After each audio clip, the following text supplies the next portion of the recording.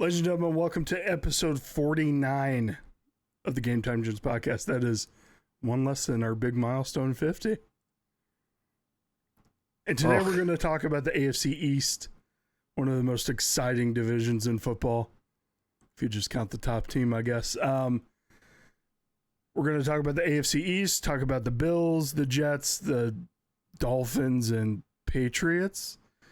I can never remember that last team, but anyways, we're going to dive into their last year's performance. If this is if you're new here, we've done this with every division up to date up until the AFC East and the AFC North. The AFC North will be next week. We're going to dive into that. But first, we're going to talk about a little bit of news. We just had the first week of preseason, so it's getting hot, getting heavy. We're getting ready.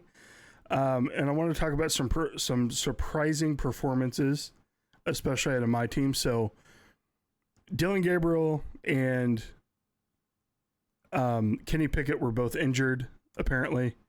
And Shedeur Sanders played almost the whole game. He's played most of the three quarters with Snoop Huntley coming in and playing the rest of the game. Shedeur played great. I mean, he went 14 of 23, not the best completion percentage you want to see, but he threw for 138, 2 touchdowns. He did really, really well at extending plays, did really well on the play action scheme, which is what Kevin Stefanski runs, and I think he shut up a lot of haters. Now, let's take it with a grain of salt. The Panthers did play their whole first-team defense, except for J.C. Horn. So you have that whole squad out there except for their best corner, the one that they just paid. But still, Shedeur, he looked good. He was reading through his progressions going from inside to outside. He played really well. And I think he made a name for himself to remain on the roster. I'm not going to say he's going to start by any means. I know Browns Twitter's in frenzies with wanting Shedeur to be the guy. I just don't think that's going to happen as of right now. But Flacco's going to start the year, I think. And then they have a tough choice to make because there's, minus Diddy Watson, there's 5 other quarterbacks on this roster with Flacco, Shedeur, Dylan Gabriel, Kenny Pickett, and then now Snoop Huntley. And boys, what do you think that they're going to do? Are they going to roll into the season with 4 quarterbacks? Because Snoop's probably not going to make the team. Well, who's a Pro Bowler? Yeah, like third alternate, but I get what you're saying. Pro Bowler and a Super Bowl, winning quarterback. So I don't know. I honestly, at this point, you might as well pick up another 2 or 3 off the waivers and just do what Kansas City's doing and with their receivers, and it's just a numbers game. Just have them all on there and just start them every other week. I don't know. It really honestly couldn't hurt. I don't see you guys letting go. I think Shedeur makes it. I think Gabriel makes it. I think Kenny Pickett's going to be there just for that presence. Flacco will most likely start, but I mean, I don't know. I don't see where you go. Yeah, we got a tough choice and let go of one of your young guys, and all of a sudden he goes to a good team and then performs, because then people just say that's the Browns being the Browns. They let go of their quarterback that could have started. So I don't know. I think you guys played well. Shedeur, accuracy wise, is miles ahead of Anthony Richardson, but I mean, it's nothing to really rant and rave about. But it is impressive that he played against the first team. That's really his first start, so really got his feet wet. Seemed composed for the most part there. So I mean, it's impressive. I don't know if he's making his name for himself, but he's probably earned himself a roster spot. Yeah, absolutely. Yeah, there was one play he had that really kind of impressed me. It was I think second or third down. You guys were backed up towards your own end zone, and he kept that thing going, scrambling around back there. Now he did end up losing 2 yards, but I mean, it's a smarter play. Just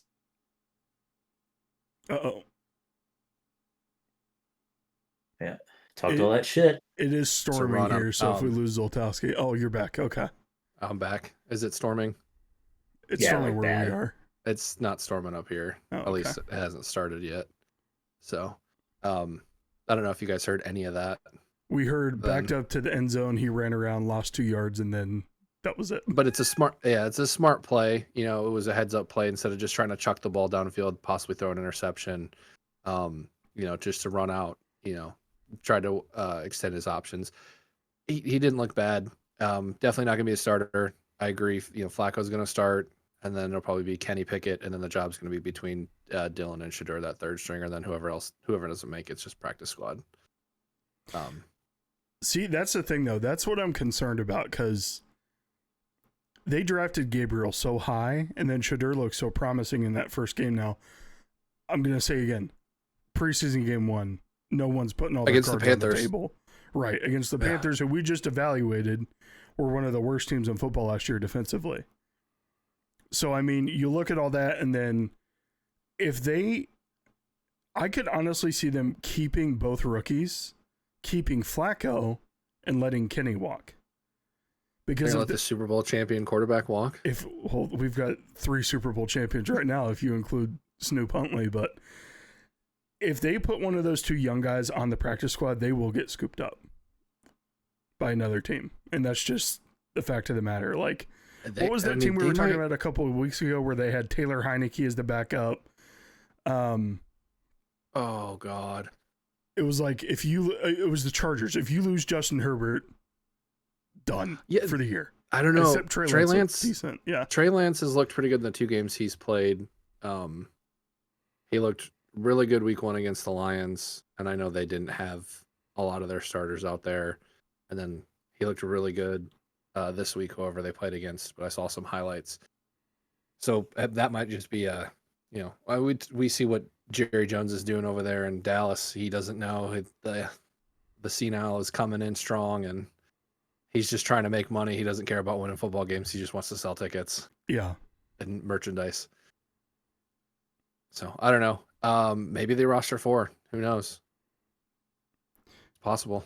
Maybe we trade away Kenny Pickett and get back Tanner McKee. Thoughts, Fish? Never happen. Never happen. I don't know. Maybe. I don't know. You could trade away Kenny Pickett and get Nick Chubb back. Would love it. Yeah, that should happen tomorrow. Bye. But yeah, Fish, I think you were going to talk about Tanner McKee too, but his career, now he's only played a couple games, but he has a career of 30 for 45. That's a 67 completion percentage in the league. He's thrown for 323 yards, 4 touchdowns, and has a rating of 117.2. I mean, as a backup quarterback for the city of Philly, you got to be ecstatic. Reminds me of Nick Foles days. Yeah, I don't know. I turned on the game. I was going to watch it with Andy's family, but she ended up working, so I came home. We put on YouTube TV and watched the game and stuff, and it didn't dawn on me like who the announcers were. I was wondering like why the hell. Like, oh, Joe Burrow's the best. Can you see what he's doing out there? I'm like, hey, guys, off your knees, easy, because right. And I look at who our defense is, and we got rookies and third stringers out there. I'm like, oh yeah, no shit. He threw to Chase. Yeah, okay, he made Kylie Ringo look pretty stupid. So he might have lost a notch or two on that CB scale, but then Tanner McKee went out there. I was like, okay, good. We're not the Lions. We're not stupid. We're not going to play any of our starters. It makes sense, right? And all of a sudden, didn't play any of their starters. I mean, we're all surprised. Yeah, absolutely. But the last thing I remember was the announcer saying this is the Bengals' #1 defense. They have all their starters out there. And I was like, okay, Tanner, this is going to be interesting. And then next thing you know, he's popping off. He's throwing great-looking passes. It looks like the arm strength, I don't know, because it looks like it just floats out there, but I know he's zooming the ball in there. But when you have Will Shipley breaking off a 40-yard run like it's nothing, it's kind of a problem. So Tanner McKee, very, very impressive what he's done so far. Again, it's preseason, so this is a great time for the rookies, second stringers, whatever, to make a name for themselves. But I mean, he played against the starters and had some great passing ability to to throw it in those small holes, understood the playbook. It seemed like even with the second and third stringers out there, he had full team chemistry, which is great. Uh, if Hurts goes down, I'm not concerned with like, oh shit, it's a Kenny Pickett or whatever. I believe Tanner obviously won't be able to keep this momentum, but I'm feeling very, very good about the second string that we might have a possible top 5 guy as a backup, which is very, very impressive. I'm loving what he was doing. He was really commanding the team. I saw a bunch of little snapshots of him hyping the team up before, and you got Jalen in the background just kind of smiling because it looks like he's passed that leadership on to him as well. And the guys respond to Hurts like they do at McKee. And that's all we could ask, in the city. So very impressed. It wouldn't surprise me. And supposedly, from what Howie has said, that about 9 teams has reached out inquiring about McKee. So I don't think Howie would do it unless the deal is really good. But I mean, could that guy be a starter somewhere? Yeah, absolutely. I think he'll have his ups and downs, but I mean, he's riding high right now. So very impressive for him. Yeah, 80% completion percentage against the Bengals. Against a first Number team one defense. Yeah. Yeah, First team defense. that just screams too that the Bengals are in trouble this year. Yeah, it's They are in like trouble. like we knew that they were going to be, offensively have to lead everything. Yeah. But I mean, there were, and some guys look pretty sluggish out there, and our receivers are just open like it's a 7-on-7 practice. I was like, what? This is the number one team? This is the one that you guys were glazing about? Okay, got it. It's going to be a long, long season for them. Defensively, at least. Yeah, I was with some family over the weekend, and my cousin's son and daughter are huge Bengals fans. And, the boy, he's like 12. He's like, Joe Burrow this, Joe Burrow that. And I was just like, Joe Burrow can score 70 points a game. You guys ain't winning nothing. Because I was arguing with the 12-year-old about football at that point. But, no, it's just funny that the delusion is there at a young age. And I don't think that they ever grow out of it. Sorry, Bengals fans. I mean, and bleed your team's colors, man. Look at Cowboys fans every year. This is our year. This is our year. Yep. Shit, you're a Browns fan. They've been terrible for how long? Yeah, but we never say this is our year, brother. We know. It's always next year. That's what the motto in the stands Fair are. enough. Quarterback throws a pick, opening drive. Next year. We'll get it next year. We'll figure it out. Yeah. Next year it is. But in other news, we did see Cam Little, the Jacksonville Jaguars kicker, hit a 70-yarder. Now, this was a preseason, of course, but this is real time. There is a pass rush, or a kick rush, I guess, if you want to call it that. He's in pads. It was placed. It's a real kick. I mean, it was humid out too. It so, sucks. Weather's playing a factor there. Yeah, it sucks. It's not going to matter. It's not going to go in the record books because I think at least preseason kicks should matter. I understand. Yeah, that thing was booted, dude. Yeah, that thing was good from like 75. Yeah. You know what the crazy thing is that this kid is gonna ride this hype into it, right? Into the season. We've already seen it in fantasy. We've already seen people drop their kicker to pick this guy up. Yep. He's gonna start out 1 for 7, and he's gonna lose a roster spot. This is what always happens. I hope you're wrong. I didn't pick him up. Pick him No, up? Okay. I didn't pick him up. But I saw too. He used to be teammates with Jake Bates, who last year for the Lions, I think, went 23 in a row without missing one. So he sparked competition there. So I'm wondering if the Lions are going to march out for a 70-yard field goal at some point this year, just because Jake Bates wants it. But it's always fun to see stuff like that. That's a great thing about preseason. But I hope that comes into the regular season as well, especially if you get the right conditions. Wind at your back. Hey, we've seen him do it before. It's a good snap, good hold, good kick. Maybe it happens again. There's got to be a ton of kickers in the league that can do that, though, right? Like physical ability wise. I mean, I would assume so. I feel like Brandon Aubrey could. Yeah, Brandon Aubrey, the Cowboys kicker, could probably, because he used to play soccer, right? Tucker plus he's in his also younger 6'3". days could probably do that. Well, I know in high school we always tried to get one of the soccer players to come out and be our kicker. I feel it's Just, like a you know. mentality for a lot of teams. Yeah. I mean, hey, they kick up. They know how to kick the ball really hard. You know.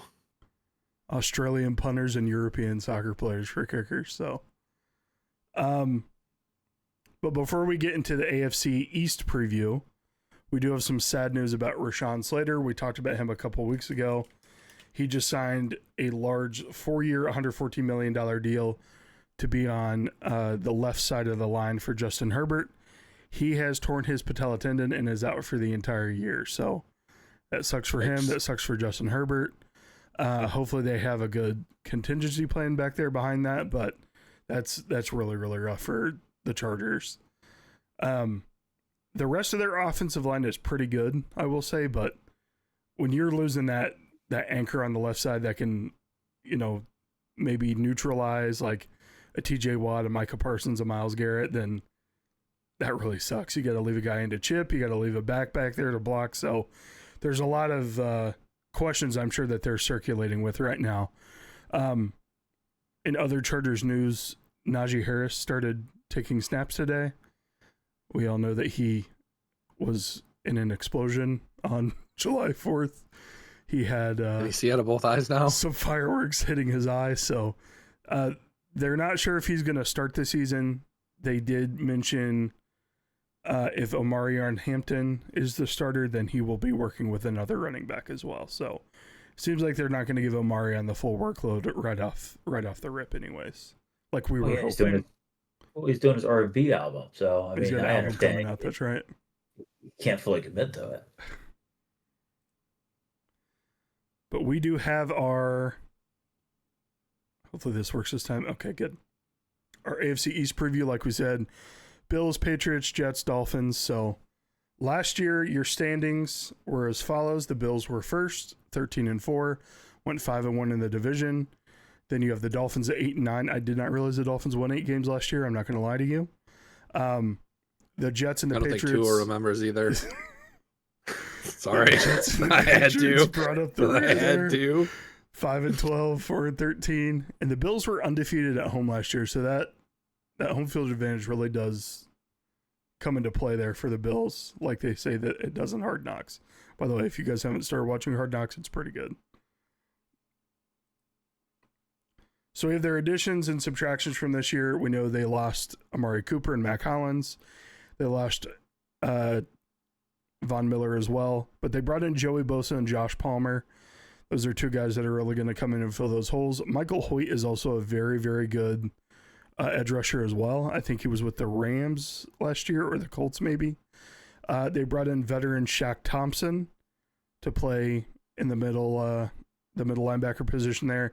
And then also they brought back Tre'Davious White, who took a year off from the Bills last year. He spent some time in Baltimore. Just don't think it worked out very well there for him, but he's back. Hopefully he plays well. He's been a dog his entire career. Definitely nearing the end of it, but hopefully he can mentor their first round pick, whose name is escaping me right now, but he's looking good in Hard Knocks. He's looking good. Hopefully going to be teaching the young guns. So they did also bring back and re-sign a lot of people. So you see Khalil Shakir got a pretty big deal there, 4-year, $53 million. Josh Allen came and signed a 6-year extension, $330 million, $250 million guaranteed. Josh, can I have $5? They did bring back DeMar Hamlin, 1 year, 2 years, or I'm sorry, 1 year, $2 million, fully guaranteed. So we know Amari Cooper went there last year about midseason. He didn't really pan out for them. I think his biggest highlight was him catching a ball on the flat and then pitching it back to Josh Allen to score in the snow. Josh Palmer, he has had a lot of fantasy hype since he's come into the league. He's never really panned out that much, but I mean, I think he could work out here, especially with them trying to find a receiver that's going to complement Shakir. And then we also have to worry about Keon Coleman as well. So what do you guys think the fantasy implications are going to be from these moves, especially with Josh Palmer there? I like it. I actually like the Josh Palmer. I like Shakir. I think Shakir did have flashes in the pans last year, kind of playing in that slot number two role. Um, Keon Coleman is going to be the biggest factor here if he could handle the true number one load. We saw again flashes in the pan last year with him, but I don't know. Recent years is they draft these guys to be the number one. I mean, he's got the physicality to be the number one receiver, overseeing the number one corner. But the caveat is you go against every number one corner, and if you can't perform, then you get shadowed by the number two, and the number one switches to Shakir. Shakir is by no means a strength player. That's also kind of like the Josh Palmer, because I think both of them are kind of coming in between like 5'11 and 6'1, relatively the same weight. Josh Palmer can beat you downfield as well. So I actually really enjoy them picking Josh Palmer up. So now it just gives Allen two essentially the exact same players. Hopefully that Keon can actually take a step forward this year, kind of step in that number two role or number one role, excuse me. But both of them, the quick slants over the middle and saying, "Oh, is that Palmer or Shakir?" I'm gonna go ahead and run it. Um, I think you'll see an uptick. I mean, we saw what Josh Allen could do without any true weapons. He really did a lot of it himself. I think he kind of settles in a little bit more. He'll still run, but now he actually has two receivers that aren't going to occupy one corner, and one corner is not going to lock down four players on their team. I think it's going to be very interesting. I like the Palmer thing. It's a low risk, high reward, and just gives him another weapon, like you said. But Amari Cooper didn't pan out. I don't know if it's because he was getting that threshold of older age. He did come in mid-season kind of thing. Like, did he understand the playbook? Maybe the schemes weren't right for him because he's very much a very good route runner, but sometimes Allen didn't have, the 12 seconds to throw it and, for Amari to kind of shake and shimmy and get open. So that's the reason why I think they brought in a Palmer and added Shakir as well for those quick speedsters to do those quick slants or deep posts where Allen's going to go ahead and scramble around and then just launch it, and those guys would have beaten their corners and safeties down the field. So I like it. The Joey Bosa thing, I could take it or leave it. I know he's got a lot of hype around his name. I think he'll do fine defensively. I think he is starting to tail off and has been the last few years, especially with the injuries as well. So defensively, I'm not sure how much of an impact he'll have outside of that's Joey Bosa. Yeah, it's not Joey Bosa when he was 24. So I'm okay with it. Losing Amari, losing Mac Hollins. Von Miller would probably be the only biggest thing there that's like, he is older, but he was a defensive threat. But they easily replace him with Joey Bosa on a cheaper deal. So I'm okay with that. I don't really see much. There's nothing sexy about it, but I do like the small, kind of under the radar picks. I like it a lot. So Yeah, I agree. I mean, they really just got to get over that playoff hump. They got to beat the Chiefs in the playoffs. yeah, That's all it comes down to. They looked real good last year. Josh Allen obviously wins MVP. Mm-hmm. He played an amazing season. I remember saying at the beginning of the year, he can't do it all himself because we were like, who's he going to throw the ball to? Who's going to run the ball for him? And like you said, they give him another weapon to throw to. That's just going to increase the more things that Josh Allen can do. Joey Bosa, I'm right there with you. Take it or leave it. Just got to replace Von Miller. That defense was already pretty stout. If I remember correctly, I know I have Terrell Bernard in fantasy because we do the IDP league, and he was extremely consistent for me, always putting up at least 15, 20 points. So I think as long as they can just repeat most of the success of last year and then work on finally beating the Chiefs in the playoffs, I mean, this is a contender team here. Absolutely, yeah. So going back to what Fish said, Josh Palmer is about 6'1", 210. Khalil's about 6 foot 190, so they're pretty similar in build. And then you have Keon Coleman, who's 6'4", 215. Their depth chart actually has Khalil as a number 1 right now, Keon Coleman number 2, Josh Palmer number 3. So I'm not sure if that's just because he doesn't know the offense yet or what, but the Bills don't really run many 3 wide receiver sets. They more come out in like 2 tight end, a running back, 2 wide receivers, just because they have Dawson Knox and Dalton Kincaid there. So I think that they're going to continue with that because it really helps in their run game. Josh Allen likes to run it. They have Dalvin Cook's little brother. What's his name? James Cook. He's going to run around there. He played really well last year. So with the Von Miller thing, they kind of used him as a third down, just rushing person. So a lot of times Greg Rousseau was the only one coming off the edge. I think Joey Bosa there can play more than just that third down guy, and they're going to have him actually play every down going forward. And then Michael Hoyt, when he's off suspension, will be a good guy to bring in as a breather for both of those guys. So I'm with you guys. I really like what they've done. I really like that they brought Tre'Davious White back. Maxwell Hairston is their rookie that I was trying to think of, but they have that Christian Benford that they just re-signed. They have Maxwell Hairston, and then they also have Tre'Davious White. I think that's going to more than make up for losing Rasul Douglas and Kyer Elam that they traded to Dallas. So, I agree. Those are upgrades for them. Absolutely, yeah.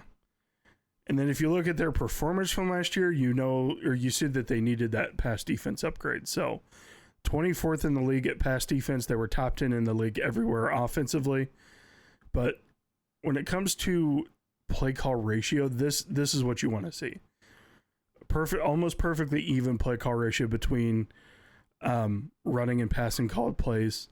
And then you also have that they converted almost 70% of their red zone attempts. So, the Bills, they put up 525 points last year. They went, 14-3? Is that what we said in the beginning?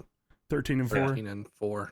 So, I mean, like you guys said, they're a contender. I don't think that there's any reason to think otherwise going into next year, especially with Josh Allen at the helm. So, yeah, and I think that pass defense is more or less teams playing from behind too. Yes, definitely. I agree with you than there. anything.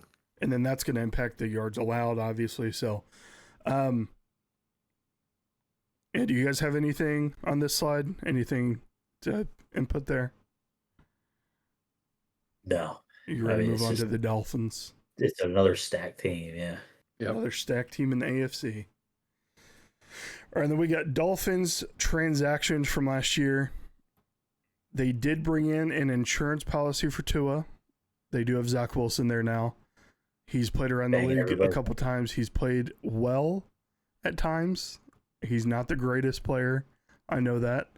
But the two big things I want to point out here are those two trades. They did trade for Darren Waller out of retirement. The Dolphins got Waller in a 2027 7th-round pick. That is conditional. And then the Giants get a 2026 6th-round pick for next year. And then they brought in Minkah Fitzpatrick. So he played there early in his career.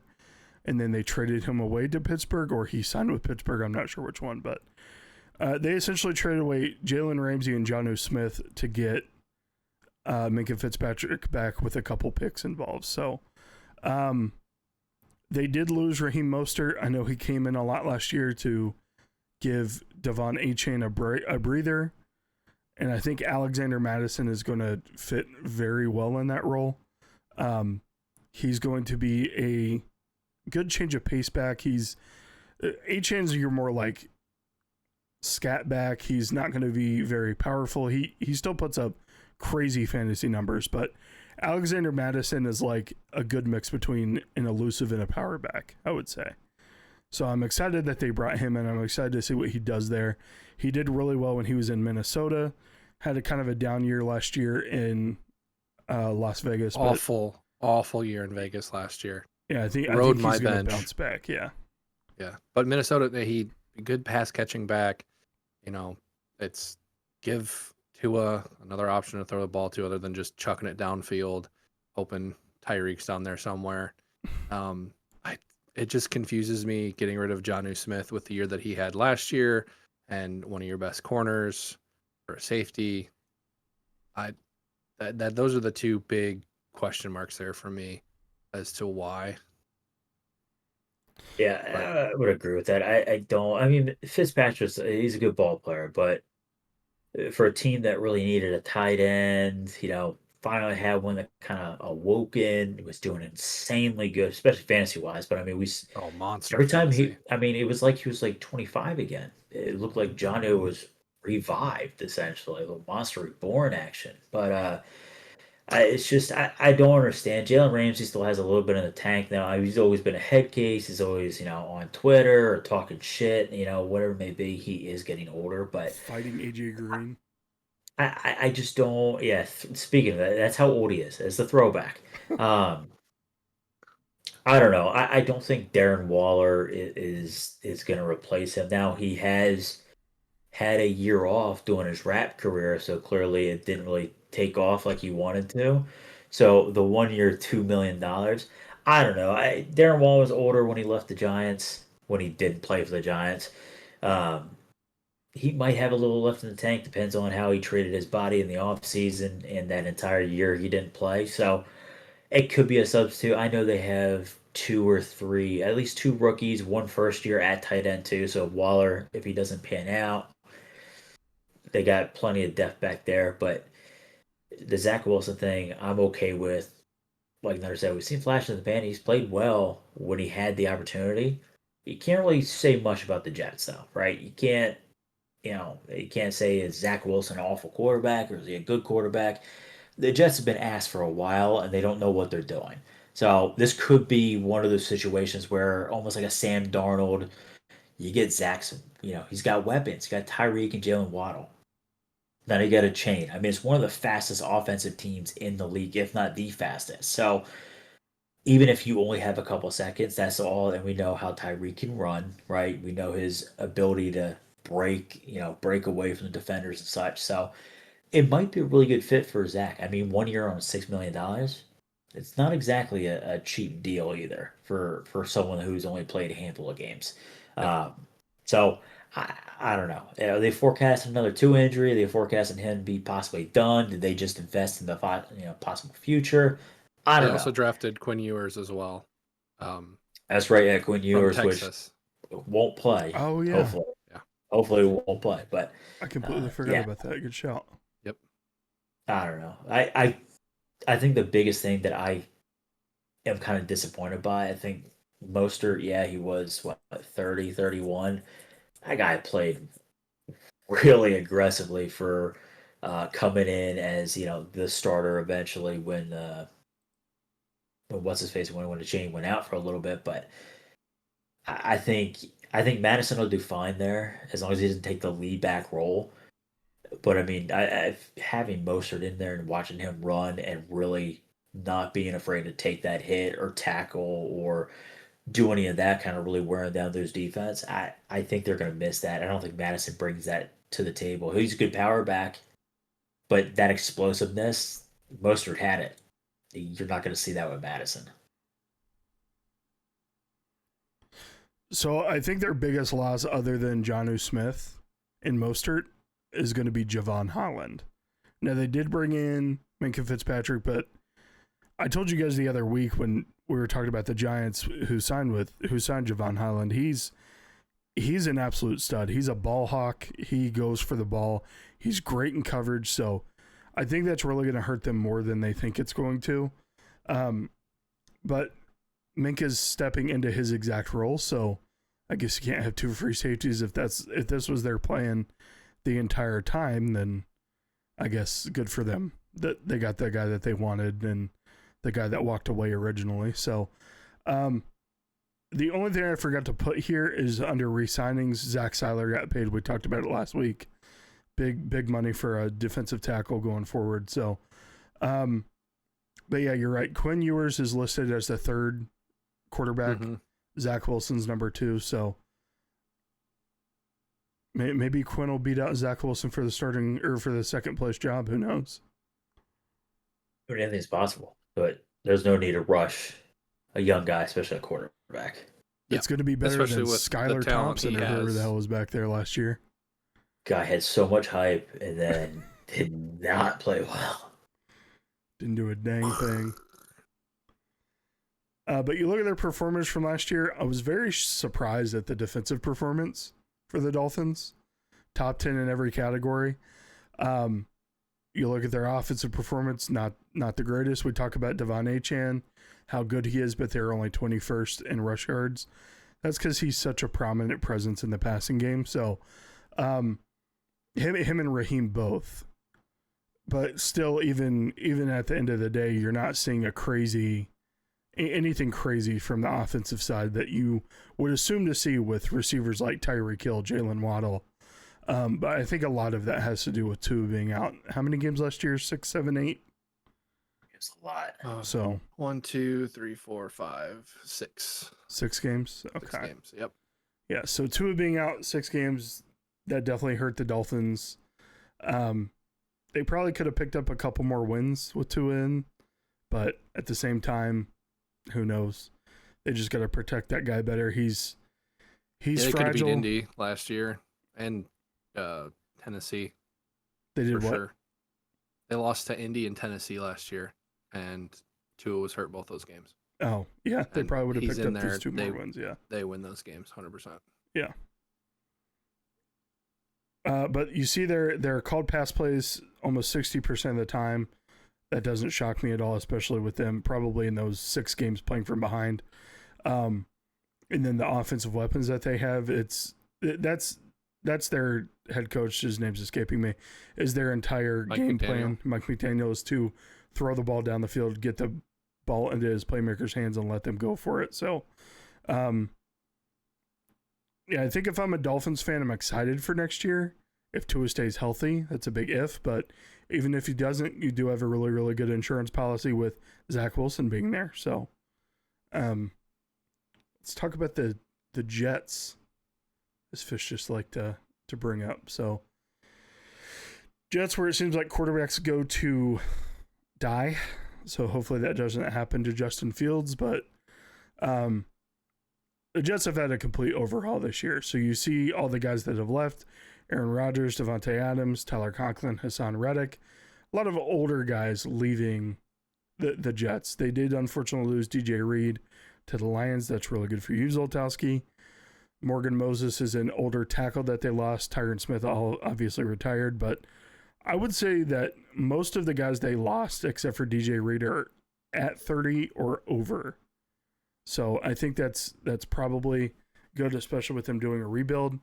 They did bring in Justin Fields, 2 years, $40 million deal, 30 guaranteed, to go along with Garrett Wilson, who is getting an extension of 4 years, $130 million, 90 guaranteed. So going to be excited to see those two back together again. As an Ohio State fan, that was some fun years of football to watch. So hopefully it pans out for them. But what do you guys expect to see from the Jets next year? More of the same. Yeah, I would say a little bit more. I mean, Devontae Adams played really well last year. We know that Rodgers is an absolute head case. I like Fields going there. I really do. I thought he did fine at Pittsburgh. Again, it's one of those situations where the best example is like a Sam Howell, right? When he was with the Commanders. Statistically wise, he did very, very well. Passing accuracy was there. He was getting touchdowns. I'm sure some, bonehead plays or whatever, but I mean, he's a young quarterback. Then Justin goes from where did he come from? Where was he? Pittsburgh. No, really before that. Yeah, that's right. He was Chicago. that abysmal cesspool in Chicago to then going to the Steelers, having a decent run game, pass game. The defense is great, doing pretty well. Look, Justin Fields not going to light up the entire stadium throwing for 400 yards. He's not going to. You know why? Because he's a mobile quarterback. He's very good on the run. He's quick, he's shifty, and he's also not afraid to get hit and lay the wood as well. I think we saw him run it in the other day at their first spring training game, or preseason game. So I think fantasy wise, Justin Fields, as long as he can stay healthy, is going to do great there. Again, he's not going to bombard it for 50 throws and 700 yards to the air. He may get you close to 100 rushing though, and a touchdown at least. And in some cases, that's 16 points easy. But I don't know. this team has the possibilities. Now, obviously, we know with their running back situation, Brees Hall did not have a good year last year, could not get anything going. But the years before, same thing with Etienne, had insane years. His rookie year was nuts. The year after was incredible. And then all of a sudden he has this downturn. So we don't know if Rodgers and Adams and all those young guys, or old guys, excuse me, being the subtractions now. Now we're bringing some fresh faces, new leadership. I mean, you got Braylon Allen back there. You got Isaiah Davis. I mean, there's a lot of good running backs. So this is kind of Brees Hall, and really, it's a make or break thing for Brees, right? If they don't establish that run game, even with Fields being able, to run it, he's not the shifty. He's not the guy that they need to be the number one running back to kind of spread the field across a little bit. I think the Jets, their offense is going to really depend on how good Brees Hall is. If Brees Hall is good, that opens the game up for more RPO options with Fields being there. Now they have a mobile quarterback for once. And that also helps Garrett Wilson to relieve the pressure off of him. Now he's not being shadowed by a safety and the number one. Now he's only the number one. So bringing in Josh Reynolds, we know how he was. He's a filler. He's a filler with the Rams. It's another guy to add to the depth chart, which is good. But I think their entire season is dependent on how good Brees Hall is. And if he can showcase what he did 3 years ago, they'll be fine. They're not going to win 12 games, but they may come second in their division. So I don't know. Nothing here is. I like the rebuild mode that they're in, but nothing here is sexy about it. Yeah, it is clearly a rebuild, and the only thing I'm concerned about, you say Josh Reynolds is a filler. He's listed as wide receiver 2. That's a problem. So that is a big problem for them. I do hope, and I agree with you, Zoltowski. I think that you expect more of the same next year, but I hope that they don't give up on Justin Fields, and I hope that they at least go one more year, maybe draft him another weapon next year, because he's going to need it.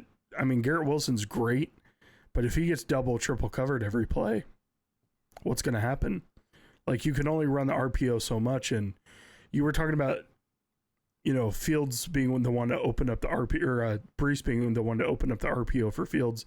I think it's more of a symbiotic relationship than that. So if you have a quarterback like Justin Fields, it's going to be similar to what you see in Baltimore, right? So you're going to be able to see Justin Fields break off, maybe gain 10, 11, 12 yards on this play. Then they have to start respecting that. Then Brees Hall's going to break one. Then maybe Braylon Allen will break one. But I'm glad you brought up Brees Hall, because on this next screen, you're going to see 31st in the league last year in rushing yards. Yeah, we well felt it, let me tell you. It was bad. We did, yes. So, I mean, they didn't finish above 16th in anything offensively. So, and most of that's probably because they're playing from behind so much, but you look at that running game, the one with Brees Hall, it's supposed to be so good. He's supposed to be a game breaker when it comes to running the rock, but I know yourself, Fish, we're in a couple leagues together. You paid a lot for Brees Hall. I paid a lot for Brees Hall. I'm sure a lot of other fantasy managers and dynasty leagues paid a lot for Brees Hall, and hopefully he bounces back, but I don't know if next year is going to be the year for that, just because they're going to load the box and they're going to cover Garrett Wilson, and then what are the Jets to do at that point offensively? Well, I mean that's why they brought in Justin Fields to kind of help alleviate that box loading up front. I mean, you got to look. Aaron Rodgers is great 20 years ago, right? I mean, he can still sling the rock. I think we saw it 2 years ago on the first play when he tore his ACL. I think he's not. We're lucky he can even take 3 steps back at this point. I think them bringing in Fields is, they'll probably stack the box initially the first few games. We'll test the waters. We know that Fields is a decent passer, but he's not elite. I think once Garrett Wilson kind of catches a few, I think you named the guy, Josh Reynolds, who's sitting at number 2. Love that. Not a filler. Absolutely. I think once he catches a few balls, I think they'll learn to kind of understand and respect. And you figure that they're probably already scheming for, hey, we're probably going to see 7 guys in there, and they're all going to push the middle. Bijan, Braylon Allen, and I think Isaiah Davis is there. It's on those three. Now, Braylon Allen and Isaiah Davis are big physical north-south runners. Okay, Brees Hall also runs north-south, but is very good at pass catching in the backfield and is elusive as well. So, expect to see you'll see Brees kind of take the lead role, but fully anticipate it'll be Brees and Isaiah or Braylon and Isaiah. And now you have 3 options in the backfield of who's going to run the rock, who's going to get the ball. And I think that'll kind of throw some confusion in the defense.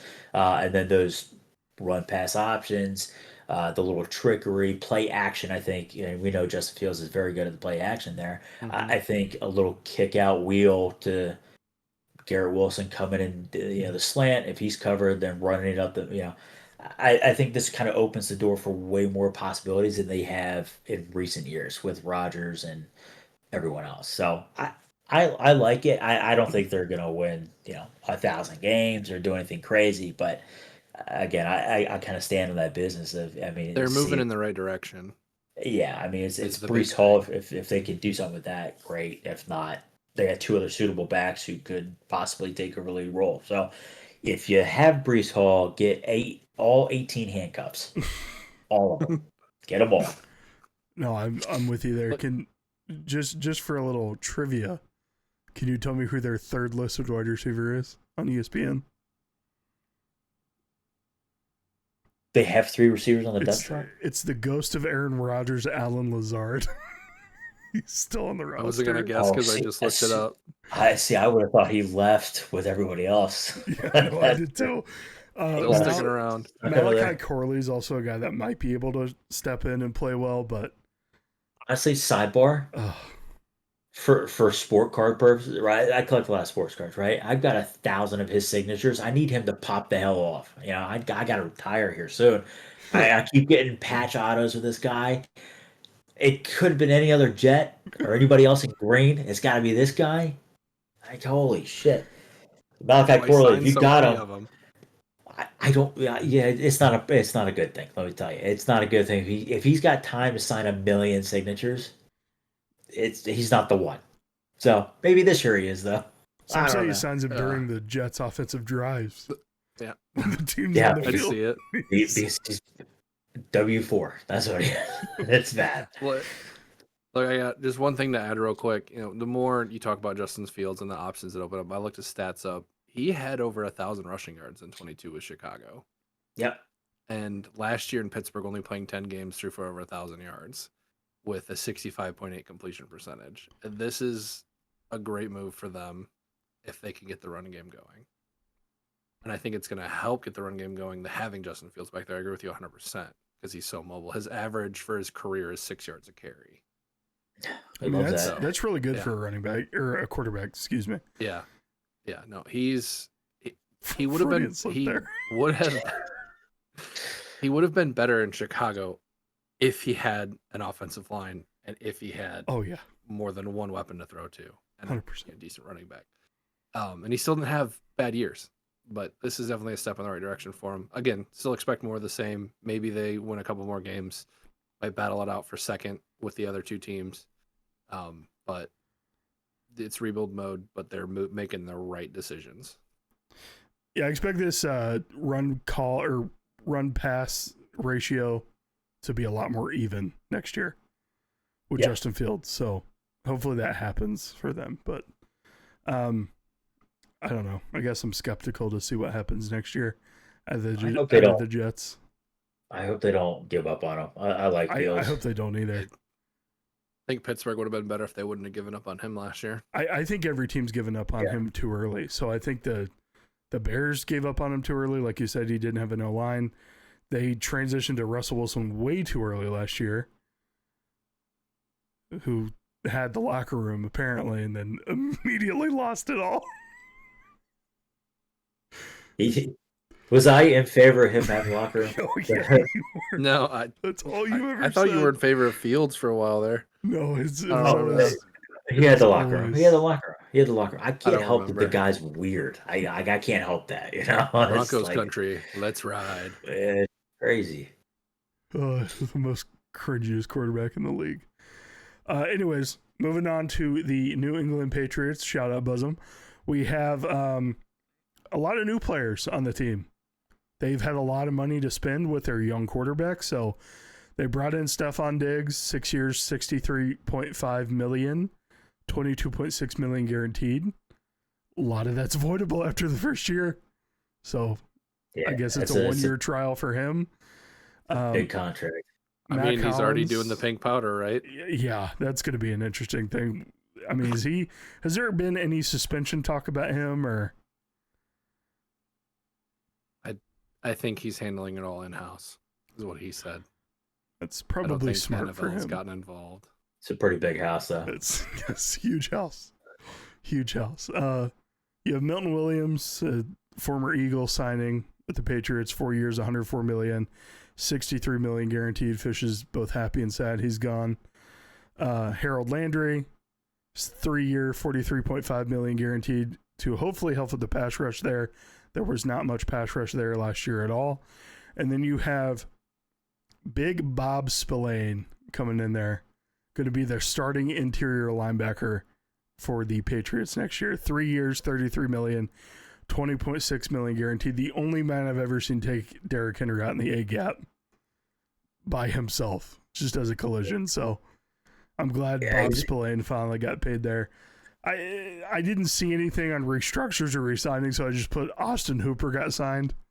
1 year, $5 million. Like, that's Yeah, just hang it up, dog. That's Austin it. Hooper's been around the league. They need vets, man.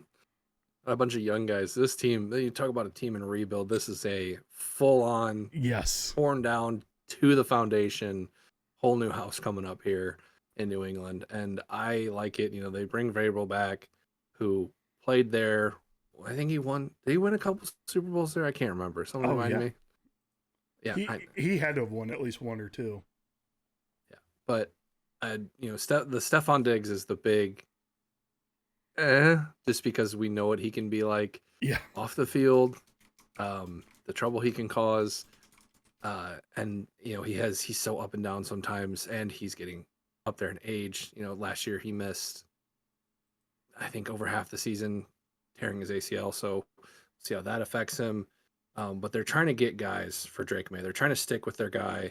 They're trying to get him some weapons. We talked about it last year, I think near the end of the year, towards the draft, about how they needed to get him some people. Carlton Davis, I'm sad to see him go from the Lions. That's a great pickup for him. I think they're going to fight. I think it's going to be a three-way fight for second place here. It's up for grabs between the Dolphins, the Jets, and the Patriots. Honestly, I think any one of those three teams is going to be in second. There's just a chance. But I like what they're doing over there in New England, trying to go back to their roots when they won 6 or 7 Super Bowls, however many it was over there, when that true dynasty happened. But they're moving in the right direction for sure. The Dolphins are the only question mark here, honestly, in this division. So, go ahead, Nut. I was just gonna say Vrabes has 3 Super Bowls. So it's obviously the subtraction. They lost the beef brisket. Jacoby Brissett kind of upset that I won't be able to say that for a while. But it's interesting, right? You look at the receiving core right now, right? They have Jalen or Jordan Polk. I think they had a fairly young receiving core, because I know Bosom kept talking about the one speedster. Does it? Last year it was Kayshon Boutte, Jalen Polk, Kendrick Bourne, Demario Douglas. Is that the speedster you're talking about? Yeah. Well, he's their number 2. There's another one, but it's, you look at bringing in Diggs, you look at Mac Hollins.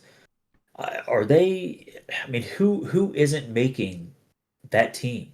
Who had that receiving core? Because you assume that Diggs is starting, Mac Hollins will probably be number 2. Mac Hollins is currently listed as the backup to the number 2.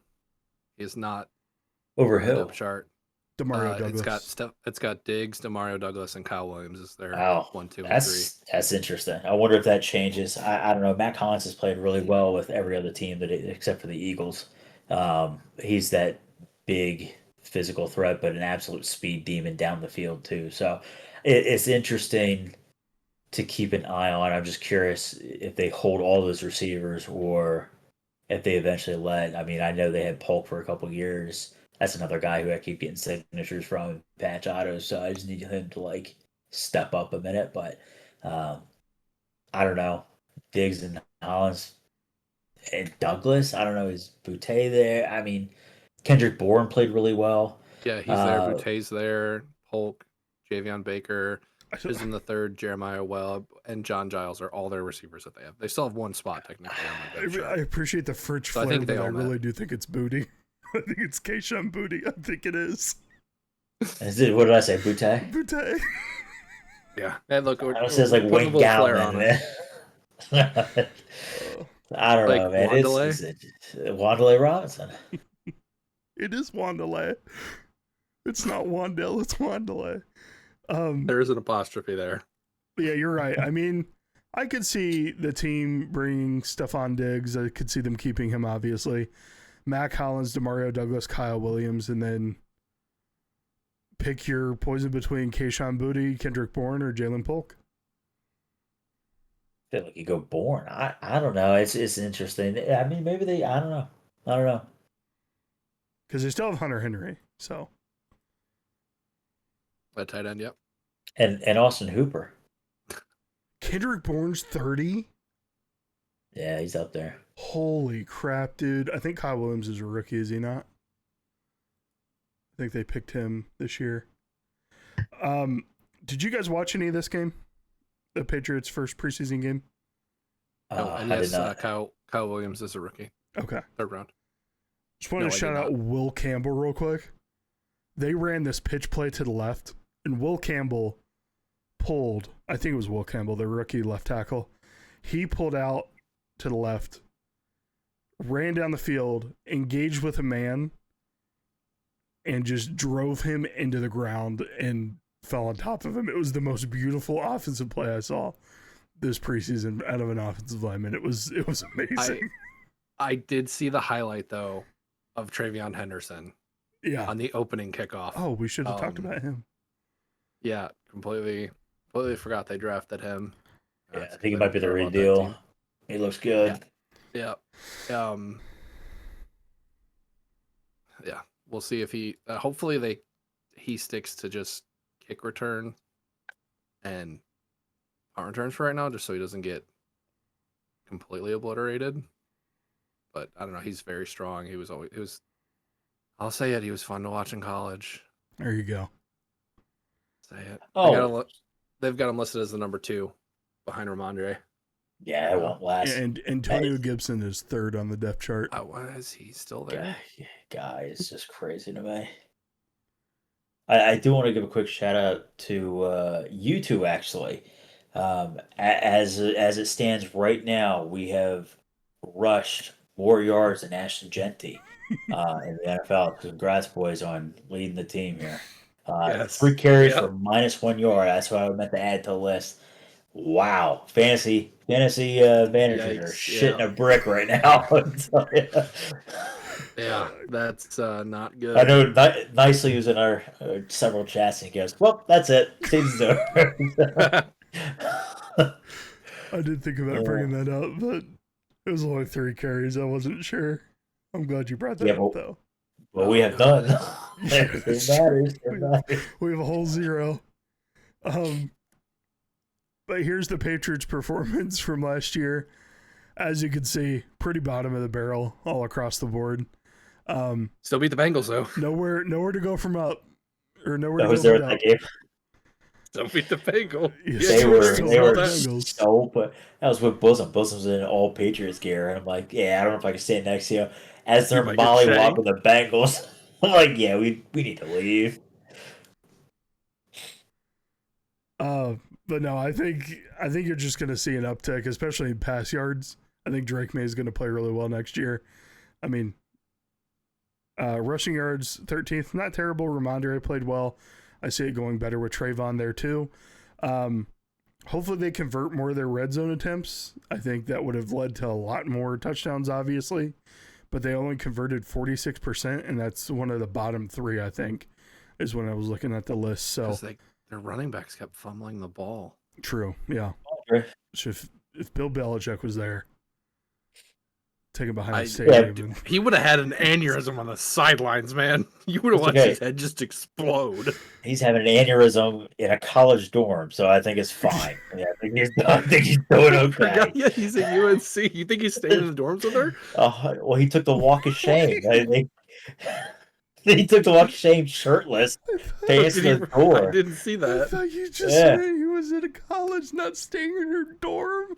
No, he's banging that 24-year-old or something like that. Oh, I know. Yeah. He's reading her a playbook. That's her bedtime story. It's like it doesn't make any like Spider to Y banana. You know, red gloves over here. Make sure you wear one of my sweatshirts with the sleeves cut off the bed. It'll keep you warm and cool at the same time. Really regulates the temperature, so I don't have to think about it. Can you imagine that dinner? That like Christmas dinner. Yeah, I'm gonna bring my boyfriend along.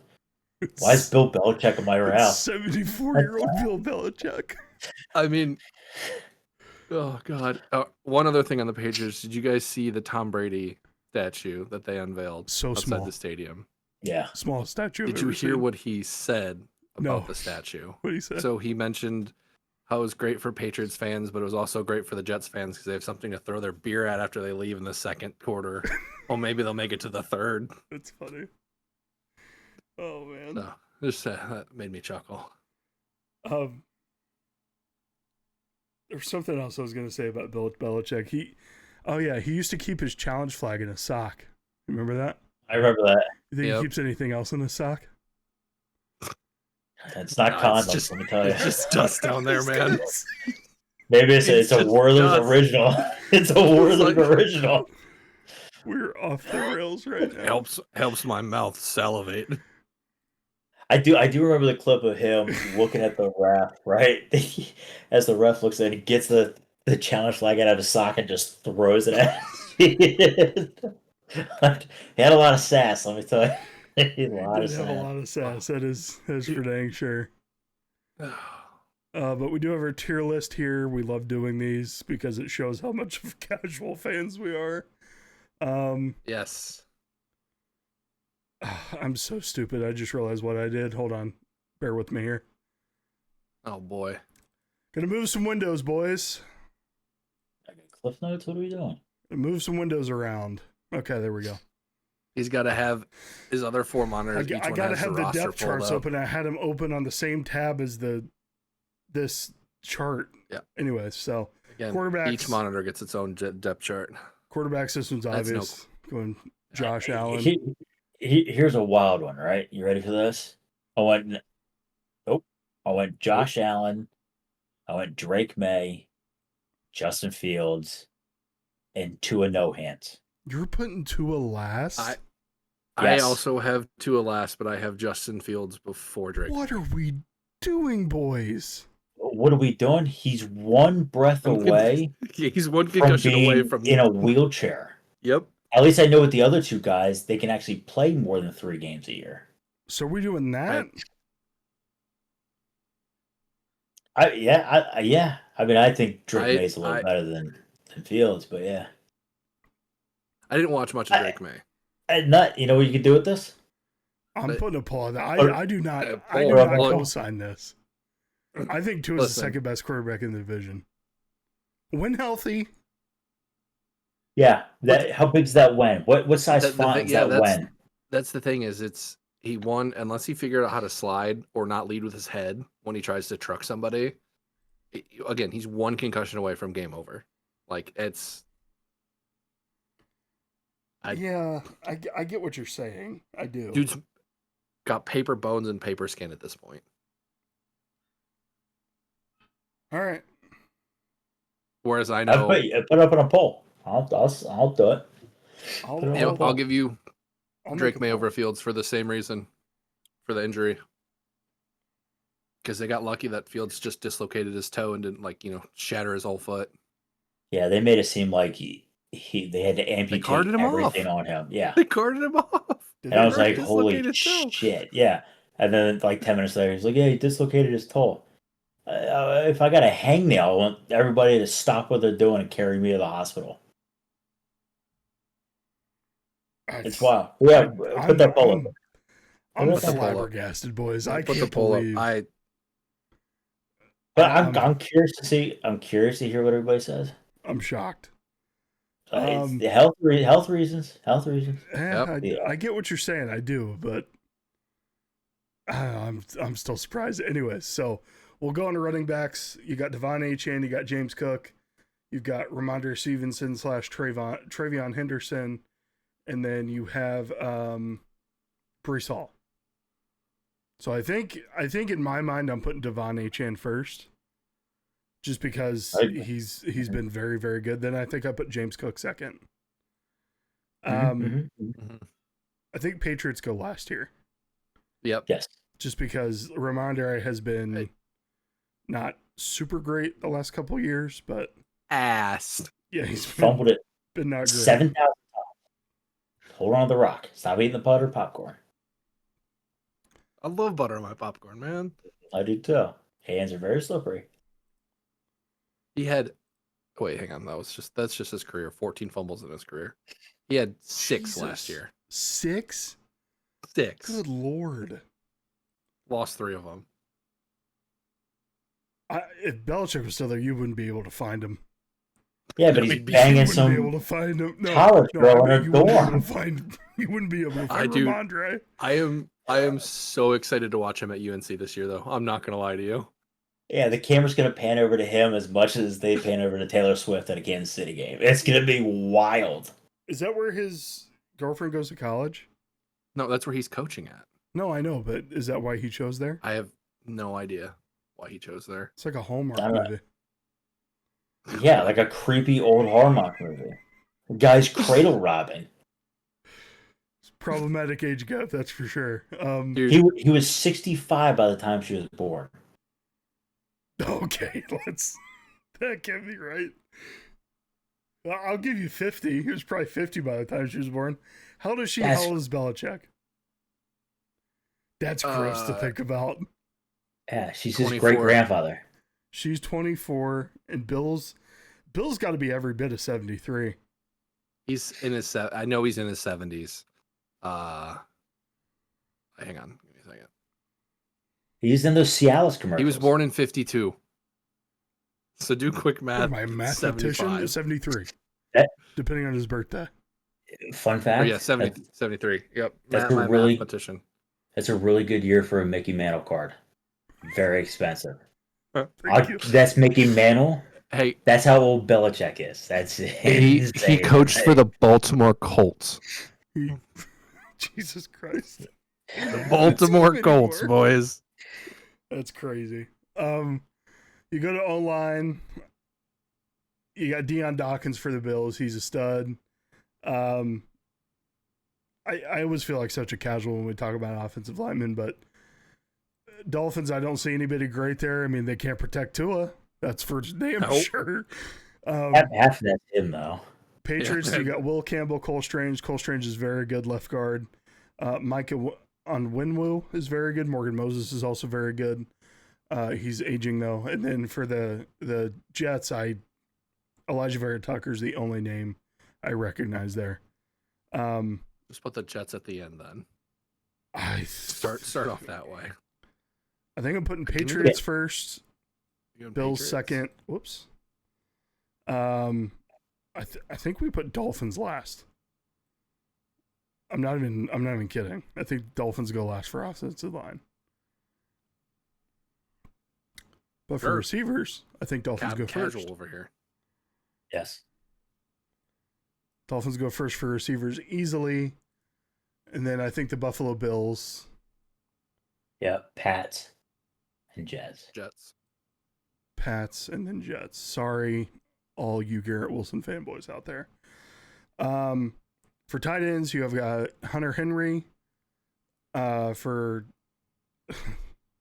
For Miami, you have Darren Waller. And then for the Jets, you have a guy named Mason Taylor. Don't think he's ever done much in his career. Oh, no. The Zach Kuntz is there. Did you hear me? He's fourth string tight end. Yes, he is. Well, that's because he's a rookie this year. That's why he hasn't done anything. Oh, he was a rookie last draft. I picked him up. Mason Taylor. Oh, Mason Taylor out there talking about Zach Kuntz. Sorry. I'm just blown by that. I know why you said it. Very funny, Fish. Glad you're excited about that. It's honestly, it's creative, really. Tight end number 4. I'm going with this. You guys tell me if I'm wrong. Well, Dolphins should have been up more, but they decided to not keep Jonnu. So. Jonnu Smith.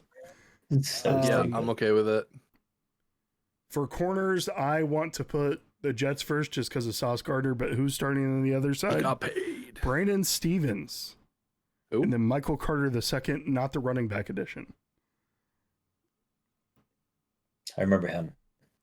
So you've got that them there for the Jets. You have Carlton Davis and Christian Gonzalez. For the Patriots. For the Dolphins, you have Kendall Sheffield and Storm Duck. That's a hell of a name. What a name, dude. What a name. Tre'Davious White, Maxwell Hairston, and Christian Benford for the Buffalo Bills. I think you go Jets, Bills, Patriots, and then Dolphins. I think although these two you could interchange probably. Patriots and Bills. Christian Gonzalez is a very good corner for them. And they just brought in Carlton Davis too. Carlton Davis too. He's really good. He was with the Bucs and then with us or the Lions. So sad to see him go, but I've got to change where I have this monitor. For the Bills, for safeties, you have Taylor Rapp and Cole Bishop. For the Dolphins, you have Minka Fitzpatrick and Ashton Davis. Patriots, you have Kyle Duggar and Jabril Peppers. And then for the Jets, you have Andre Sisco and Tony Adams. So based on those names, I think you got to put the Dolphins first and the Jets second. Or I'm sorry, Dolphins first and the Patriots second. Taylor Rapp is a pretty decent safety. Cole Bishop, I don't know much about. See if I recognize Cole Bishop there. I do not. I think he's either a sophomore or a rookie this year. But I would probably venture to say sophomore. You put the Jets and then the Bills. So Bills with their first fourth place in the division matchups here. Then you have D-line. For the Jets, you have Quinnen Williams, Jermaine Johnson. I'm also going to go with pass rushers here. So you have Will McDonald as well. For the Patriots, you have Christian Barmore, Milton Williams, Keon White, and Harold Landry III as your pass rushers. For the Dolphins, you have Chop Robinson, Zach Seiler, Bradley Chubb, and Jalen Phillips. So I think that's probably your number one D-line there between those four. Unless the Buffalo Bills beat them out. And the Buffalo Bills probably do with Greg Rousseau, Ed Oliver, Daquan Jones, and Joey Bosa. So I think probably Buffalo Bills, Dolphins, Dolphins. I think you give the nod to, I think you go Jets, Patriots, but that's pretty close between those. So I just think Quinnen Williams is very, very good. For linebackers, you've got Robert Spillane for the Patriots and Christian Ellis, which there's like 3 or 4 Ellis brothers that play linebacker in the league, right? Yep, Caden and Christian Ellis, and I think there's a third one. For the Jets, you have Jamian Sherwood, Quincy Williams, which is Quinnen Williams' brother, and then Marcelino McCrary Ball, probably butchering these names. For the Dolphins, you have Jordan Brooks, Tyrell Dodson. And then for the Buffalo Bills, you have Matt Milano and Terrell Bernard. I would venture to say you're probably best with The Bills. the Bills, and then I think the Patriots get the nod next. So Bills, Patriots, Dolphins. I didn't recognize either of those two guys' names. I'm going to be honest with you. Terrell Dodson. Oh no, I know who Jordan Brooks is. Tyrell Dodson, no idea. So I'll go Jets and then Dolphins. Is that good with you guys? Yep. Good. Then head coach. This is the fun one. So you've got Aaron Glenn, new head coach for the Jets.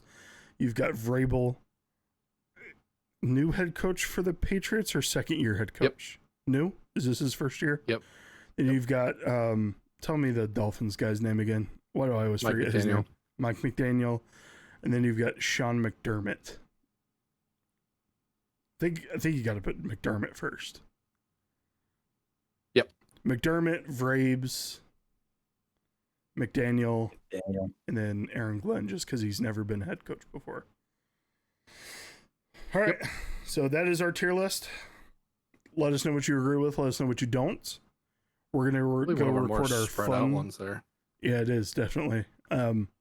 Still looks like the Bills are going to take it next year, which obviously they are. But, yeah, I think you're right, Zoltowski. You've been saying it the whole show. It's going to be who's going to be second place next year. You've got 3 teams that are either trying to find a playoff spot or doing a soft rebuild. So who knows what happens next year? It's going to be an interesting division to watch. Yeah, let us know what we got wrong. Let us know if we missed anything in the comments. We do appreciate you listening, appreciate you watching. As always, we're going to record the fun Friday episode, and then we're also going to play Call of Duty, probably, I'm sure, or something along those lines. So, always CGG, thanks for being a gent. Appreciate you watching. See ya. Hey, guys.